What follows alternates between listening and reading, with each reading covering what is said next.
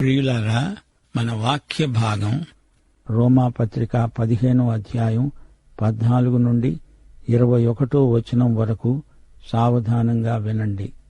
నా సహోదరులారా, మీరు కేవలము మంచివారు, సమస్త జ్ఞాన సంపూర్ణులు, ఒకరికి ఒకరు బుద్ధి చెప్పగల సమర్థులు అయి ఉన్నారని నా మటుకు నేను మిమ్మును గూర్చి రూఢిగా నమ్ముతున్నాను. అయినా అన్యజనులు అనే అర్పణ పరిశుద్ధాత్మ వలన పరిశుద్ధపరచబడి ప్రీతికరమయ్యేటట్లు నేను సువార్త విషయమై యాజక ధర్మము జరిగిస్తూ దేవుని చేత నాకు అనుగ్రహించబడిన కృపను బట్టి అన్యజనుల నిమిత్తము యేసుక్రీస్తు యొక్క పరిచారకుణ్ణి అయ్యాను. దీన్ని హేతువు చేసుకొని మీకు జ్ఞాపకము చెయ్యాలని ఉండి ఎక్కువ ధైర్యము గలిగి సంక్షేపముగా మీకు రాస్తున్నాను. కాగా క్రీస్తు యేసును బట్టి దేవుని విషయమైన సంగతులలో నాకు అతిశయ కారణము కలదు. ఏలాగనగా అన్యజనులు విధేయులయ్యేటట్లు వాక్యము చేత, క్రియ చేత, గుర్తుల బలము చేత, మహత్కార్యముల బలము చేత, పరిశుద్ధాత్మ బలము చేత, క్రీస్తు నా ద్వారా చేయించిన వాటిని గూర్చే కాని మరి దేనిని గూర్చి మాట్లాడడానికి తెగించను. కాబట్టి యెరూషలేము మొదలుకొని చుట్టుపట్ల ఉన్న ప్రదేశములందు ఇల్లూరికు ప్రాంతము వరకు క్రీస్తు సువార్తను పూర్ణముగా ప్రకటించి ఉన్నాను. నేనైతే మరొకని పునాది మీద కట్టకుండా ఉండే నిమిత్తము ఆయనను గూర్చిన సమాచారము ఎవరికి తెలియజేయబడలేదో వారు చూస్తారని, వినని వారు గ్రహిస్తారని రాయబడిన ప్రకారము క్రీస్తు నామము ఎరుగని చోట్ల సువార్తను ప్రకటించాలని మిక్కిలి ఆశగలవాడినై అలాగున ప్రకటించాను. వింటున్నారా? ఇక్కడ పౌలు తిరిగి తన స్వానుభవాన్ని మనతో పంచుకుంటున్నాడు. తాను అన్యులకు అపొస్తలుడుగా దేవుని చేత నియమించబడ్డాడు. ఈ పత్రిక వ్యక్తిగతమైన ఉత్తరంలాగే ఆరంభమైంది. సైద్ధాంతిక చర్చను ముగించాడు. రోమును సందర్శించాలని అతనికి ఎంతో ఆశ. అదే తనదైన శైలిలో వ్యక్తం చేస్తున్నాడు. రోమాపత్రిక 1వ అధ్యాయం 10వ వచనంలో తానే ఏమన్నాడు? ఇప్పుడేలాగైనా ఆటంకము లేకుండా మీ వద్దకు రావటానికి దేవుని చిత్తము వలన నాకు వీలు కలుగుతుందేమో అని నా ప్రార్థనల యందు ఆయన్ను ఎల్లప్పుడూ బతిమలాడుకుంటూ మిమ్మును గూర్చి ఎడతెగక జ్ఞాపకము చేసుకుంటున్నాము. వినండి, రోమాపత్రిక విశ్వాసుల విశ్వాసాన్ని స్థిరపరుస్తుంది, బలపరుస్తుంది, పెంచుతుంది. పౌలు రోమా విశ్వాసులను ఎలా ప్రశంసిస్తున్నాడో, ఎంతగా ప్రోత్సహిస్తున్నాడో గుర్తించండి. మీరు మంచివారు, మీరు జ్ఞాన సంపూర్ణులు, మీరు సమర్థులు, ఒకరికొకరు బుద్ధి చెప్పగలరు. అందుకే సైద్ధాంతిక సత్యాలను అంత ఖచ్చితంగా, నిష్కర్షగా చెబుతున్నాడు. తాను వారి మీద పెత్తనం చెయ్యాలని కాదు, వారి మంచితనం పౌలుకు తెలియనిది కాదు. వారి జ్ఞానం, ఇతరులకు నేర్పగల సమర్థత వారికున్నాయని పౌలుకు తెలుసు. దేవుని చేత తనకు అనుగ్రహించబడిన కృపను బట్టి పౌలు అలా మాట్లాడాడు. పౌలు మాటలు కృపాసహితమైనవి. పౌలు అన్యజనులకు యేసు పంపిన రాయబారి. అపొస్తలిక అధికారాన్ని బట్టి తాను ఈ పత్రిక రాశాడు. అన్యజనులే పౌలు దేవునికిచ్చే అర్పణ. ఈ అర్పణ పరిశుద్ధాత్మ చేత పరిశుద్ధపరచబడింది గనుక ఈ అర్పణ దేవునికి ఎంతో ప్రీతికరమైనది. ఇది సువార్త యాగం. పౌలే యాజకుడు. పౌలు సువార్తను ప్రకటించటం ఒక యాగం. ఈ తలంపు లేవీయ కాండమందలి బల్యర్పణకు సంబంధించింది. ఈ సువార్త యాగము ద్వారా అన్యులు అంగీకరించబడుతున్నారు. దేవునికి ఇంపైన యాగమిది. మరో సందర్భంలో పౌలు అన్నాడు, నేను పానార్పణముగా పోయబడుతున్నాను. మత ప్రమేయం లేకుండా, ధర్మశాస్త్రంతో నిమిత్తం లేకుండా ఈ విధంగా అన్యులు రక్షించబడడం దేవుని కృప. పరిశుద్ధాత్మ అన్యజనులను పరిశుద్ధపరిచాడు. ఈ ఉద్యమం కొర్నేలితో మొదలైంది. తిరిగి జన్మించగానే యూదుడైనా అన్యుడైనా ఆ వ్యక్తిలో పరిశుద్ధాత్మ ఈ శుద్ధీకరణ ఉద్యమం మొదలు పెడతాడు. విశ్వాసిలో ఉండి పరిశుద్ధాత్మ ఈ కార్యం నిర్వహిస్తాడు. పౌలు సువార్తను ప్రకటించాడు. ప్రజలు విశ్వసించినప్పుడు దేవుడు వారికి పరిశుద్ధాత్మనిచ్చాడు. పౌలు అన్యులకు అపోస్తలుడు. ఇది పౌలుకు అప్పగించబడిన ప్రత్యేక సేవ. పౌలు ఒక ప్రధాన యాజకుడుగా అన్యులనే దేవునికి నివేదిస్తున్నాడు. అన్యులమైన మనము దేవునికి యాగముగా అర్పించబడ్డాము అనే మార్మిక భావన పౌలు మాటలలో వ్యక్తమవుతోంది. అపోస్తలుడైన పౌలు కొరకు మనము దేవునికి కృతజ్ఞతలు చెప్పుకోవాలి. దేవుడు ఈ గొప్ప అపోస్తలుణ్ణి అన్యుల కోసమిచ్చాడు. దేవునికి మనమెంతో కృతజ్ఞులం. సంఘము దేవునికి కృతజ్ఞతలు చెప్పుకోవలసి ఉంది. పౌలు అంటున్నాడు, దేవుని విషయంలో దివ్యజ్ఞానమందు క్రీస్తు యేసును బట్టి నాకెంతో అతిశయముంది. పౌలు రోమియులకు రాసిన ఈ పత్రికలో కొన్ని మాటలు ఎంతో ధైర్యంగా చెప్పగలిగాడు. దేవుడు చెప్పమన్నది మోమాటము లేకుండా అనేశాడు. తన మాటలను వారు శ్రద్ధగా విధేయతతో స్వీకరిస్తారనే నిశ్చయత పౌలుకు ఉన్నది. తాను యేసుక్రీస్తు యొక్క సేవకుడు, రాయబారి, అపోస్తలుడు, ప్రతినిధి. తన దేవుని చిత్తము నెరిగి సేవ చేస్తున్నాడు. గర్వం అతనికి ఏ కోశానా లేదు. పలికేది యేసు మాట, పలికించేవాడు యేసు. పౌలు యేసు సువార్తను పూర్ణముగా సమగ్రంగా ప్రకటించాడు. పౌలు ప్రకటించింది సంపూర్ణ సువార్త. ఇల్లూరుకు అంటే యుగోస్లేవియా, మధ్యధరా సముద్ర తీర ప్రాంతం. వాక్యము చేత, క్రియచేత క్రీస్తు పౌలు ద్వారా జరిగించిన సేవ. ఇదంతా పరిశుద్ధాత్మ బలము చేతనే జరిగింది. ఫలితంగా అన్యజనులు సువార్తకు విధేయులయ్యారు. ఎన్నో గుర్తులు, సూచనలు చూపి పౌలు సేవను దేవుడు బలపరిచాడు. తాను చేసింది, దేవుడు చేయించింది ఏదో అదే పౌలు చెబుతున్నాడు, సాక్ష్యమిస్తున్నాడు. రోమా సంఘాన్ని పౌలు స్థాపించాడా, పేతురు స్థాపించాడా అనే వివాదం అనవసరం.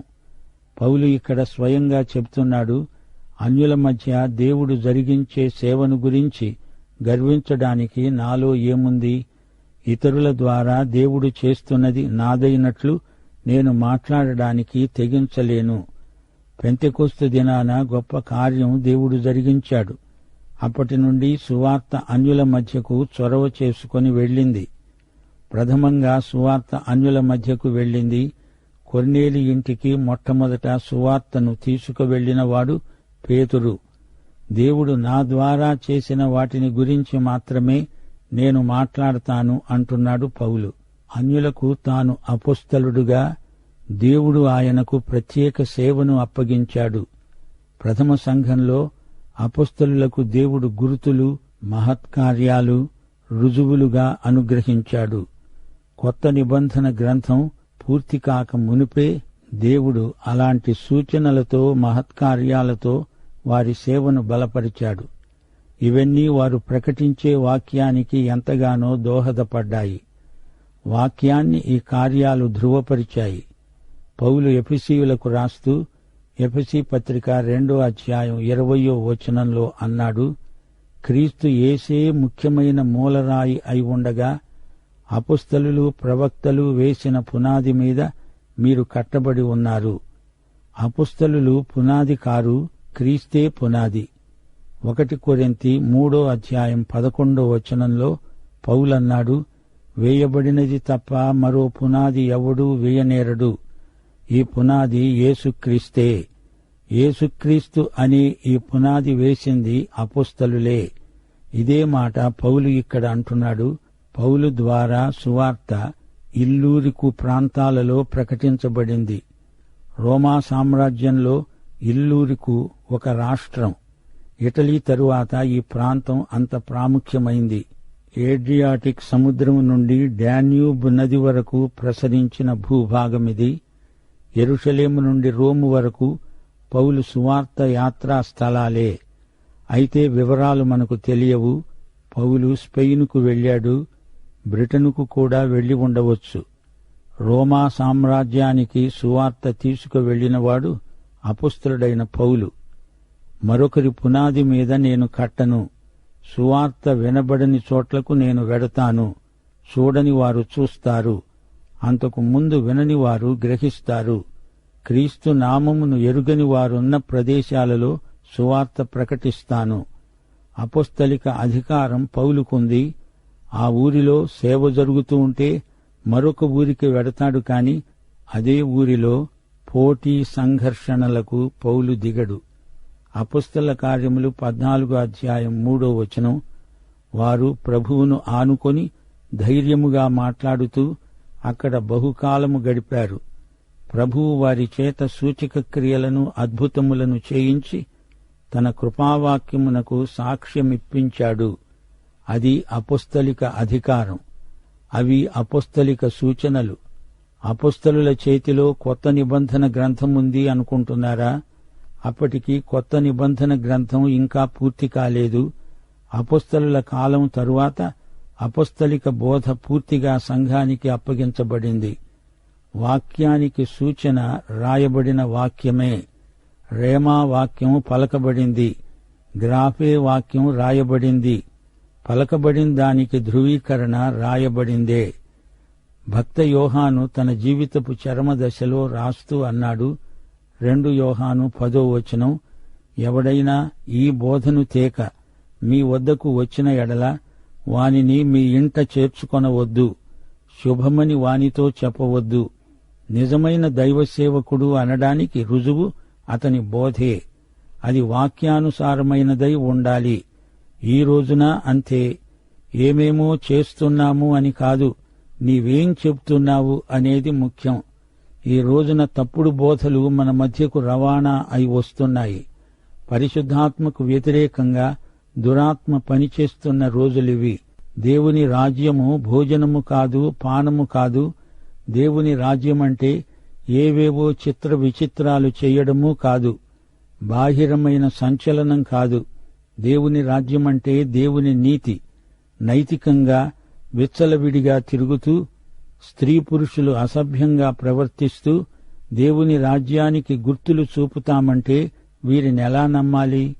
దేవుని ఆత్మ నాలుకలుగా ప్రతి ఒక్కని నాలుకను ముట్టాలి. ఆ నాలుక పరిశుద్ధ వాక్యాన్ని ప్రకటించాలి. దేవుని నిప్పు కారు బోధకుని పెదవులకు అంటించబడాలి. ప్రభువు నీ జీవితంలోకి వచ్చాడు అంటే ఆయనే నీ పరిశుద్ధత. సువార్త ఎక్కడ ప్రకటించబడలేదో అక్కడికి వెళ్లి వాక్యం ప్రకటించాడు పౌలు. ఆయన అపొస్తలిక సువార్తికుడు. ఇంతకు రోములో సంఘం స్థాపించిందెవరు? యేసుక్రీస్తే పునాదిగా రోములో సంఘం స్థాపించినవాడు పౌలు. 16వ అధ్యాయంలో పౌలు ఎంతమంది సంఘస్థుల పేర్లు రాశాడు లెక్కపెట్టి చూడండి. పౌలే వారిని ప్రభువు దగ్గరికి నడిపించాడు. ఆయా స్థలాలలో పౌలు నెరిగిన వారు రోముకు చేరుకున్నారు. అక్కడ వారు ఒక సంఘంగా ఏర్పడ్డారు. యేసు ప్రభువే వీరందరినీ ఒకచోట చేర్చాడు. వారందరూ పౌలును గురించే తలంచారు, ప్రార్థించారు. పౌలు వారి ప్రియతమ కాపరి. పరిశుద్ధాత్మే పౌలు చేతిలోని రిమోట్ కంట్రోల్. పౌలు యొక్క ఆదర్శ వచనం, ఆయనను గూర్చిన సమాచారము ఎవరికి తెలియజేయబడలేదో వారు చూస్తారు, వినని వారు గ్రహిస్తారు. ఈ వచనం యెషయా గ్రంథం 52:15 ఉంది. దానినే పౌలు తన దార్శనిక వచనంగా ఏర్పరచుకున్నాడు. తమకు తెలియజేయబడని సంగతులు వారు చూస్తారు, వారు వినని వాటిని గ్రహిస్తారు.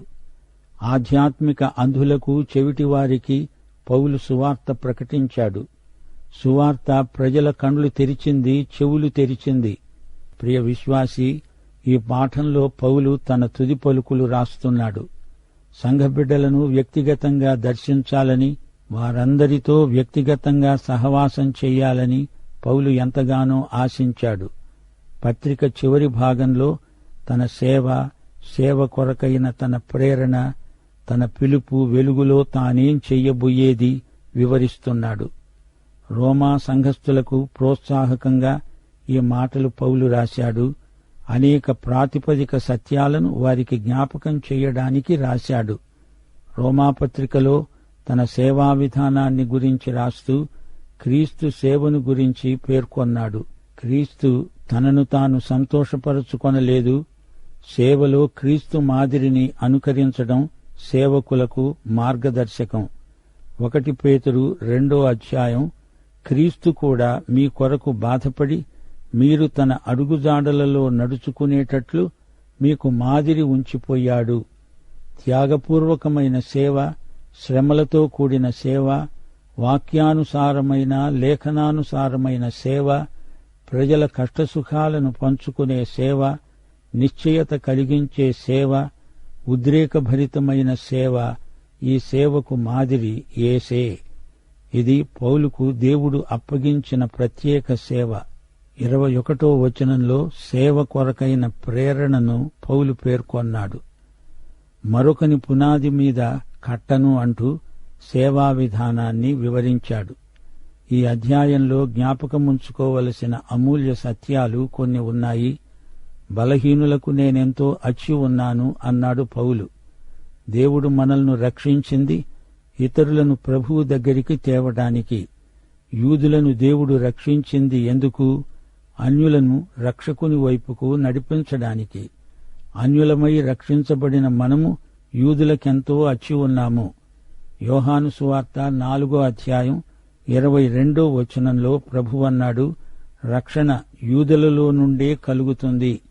అందుకే మనము యూదుల కొరకై ప్రార్థన చెయ్యాలి. 122 కీర్తన 6 యెరూషలేము క్షేమము కొరకు ప్రార్థన చెయ్యండి. యెరూషలేమా, నిన్ను ప్రేమించేవారు వర్ధిల్లుతారు. వారితో మన సాక్ష్యాన్ని ప్రేమపూర్వకంగా పంచుకోవాలి. వారికి వీలైనంత వరకు సహాయమందించాలి. మంచి క్రైస్తవులు ఇహపరములలో మంచి పౌరులు. విశ్వాసి, ఈ పాఠంలో పౌలు సేవా సాక్ష్యాన్ని క్లుప్తంగా విన్నాము. ఆత్మల సంపాదనలో పౌలుకు విశేషాసక్తి ఉంది. అవతలి వ్యక్తిలో లోపాలను కాదు, వారిలోని మంచిని వెతుకుతాడు పౌలు. మీరు మంచివారు, జ్ఞానము గలవారు అంటూ వారిని ఎంతో ప్రశంసించాడు. మీరు ఏమి కాగలరో దానిని గురించిన దర్శనం నేను మీకు చూపాను అంటున్నాడు పౌలు. ప్రభువు 7 సంఘాలకు ఉత్తరాలు రాస్తూ వారి మంచిని ప్రశంసించి తరువాత ప్రేమపూర్వకంగా వారి లోపాలను ఖండించాడు. శిల్పి తన ముందున్న రాయిని కాదు, అందులో దాగి ఉన్న అందమైన రూపాన్ని వెలికి తెచ్చి దాన్ని ఒక గొప్ప శిల్ప కళాఖండంగా చెక్కుతాడు. పరిశుద్ధాత్మ ఒక శిల్పాచార్యుడై లోపల్నుంచి మనల్ని చెక్కుతూ యేసు రూపానికి మనల్ని మారుస్తున్నాడు. పౌలు ఆధ్యాత్మిక శిల్పం కూడా ఇలాంటిదే. వారిలో నిద్రాణమై ఉన్న మంచిని వెలికి తీస్తాడు. అందుకే రోమీయ సంఘబిడ్డలతో అలా మాట్లాడుతున్నాడు. నేను క్రీస్తు సేవకుణ్ణి, అదే నా అతిశయ కారణం అంటున్నాడు పౌలు. క్రీస్తు సేవకు పూర్తిగా అంకితమైపోయిన సువార్తికుడు అపొస్తలుడైన పౌలు. పౌలు యేసు చేతిలోని సాధనం, అదే తన అతిశయం. నేనేం చెయ్యగలను అని పౌలు ఎన్నడూ తలంచలేదు గాని యేసు నా ద్వారా ఏమి చేయనై ఉన్నాడు అని పౌలు ఎక్కువ తలంచాడు. 14 వారి ఆధ్యాత్మిక ఎదుగుదలకు అభినందనలు తెలిపాడు. పౌలు సేవకు మూలాధారం క్రీస్తునందే. దేవుడు అద్భుతాల ద్వారా తన సేవను ధృవపరిచాడు. పౌలు సేవ విస్తృతమైనది, సృజనాత్మకమైనది. క్రీస్తు కోసం ప్రతి స్థలంలో కొత్తగా సేవ ఆరంభించాడు. మరొకరి పునాది మీద తాను కట్టలేదు. విశ్వాసి, రోమాపత్రికలోని ప్రతి పాఠము మన జీవితానికి, సేవకు గొప్ప సవాలు. పౌలు సేవాదర్శనంలో నీవు నేను ఇమిడి ఉన్నాము. అన్యజనులు అనే ఆధ్యాత్మిక అర్పణను దేవునికి సమర్పిస్తున్నాడు. దేవుణ్ణి గురించి, క్రీస్తు యేసును గురించి లోతైన అనుభవాలు పౌలుకు ఉన్నాయి. క్రీస్తు సువార్తను సర్వత్రా పూర్ణముగా ప్రకటించినవాడు పౌలు. సంఘాలు లేని చోట్ల సంఘాలు స్థాపించాడు. సువార్త ఎవరూ వినని చోట్ల సంపూర్ణ సువార్తను ప్రకటించాడు. పాఠం ఇంతటితో సమాప్తం. ప్రభు అయిన యేసుక్రీస్తు వారి కృప, తండ్రి అయిన దేవుని ప్రేమ, పరిశుద్ధాత్మ యొక్క అన్యోన్య సహవాసము సదాకాలము మనకందరికీ తోడై ఉండునుగాక. ఆమేన్.